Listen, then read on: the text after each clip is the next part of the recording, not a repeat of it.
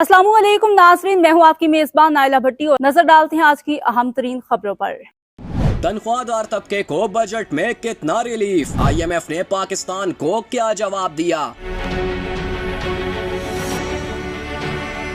जंग तो हो गई, इंडिया की पिटाई भी कर दी, अब बारी है बजट की तैयारी की। तो क्या इस बार तनख्वाहदार तबके को रिलीफ मिलेगा या बेचारा टैक्स ही कटवाएगा। हुकूमत ने तो IMF को तजवीज दे दी, लेकिन आगे से क्या जवाब आया, अहम खबर गर्दिश करने लगी।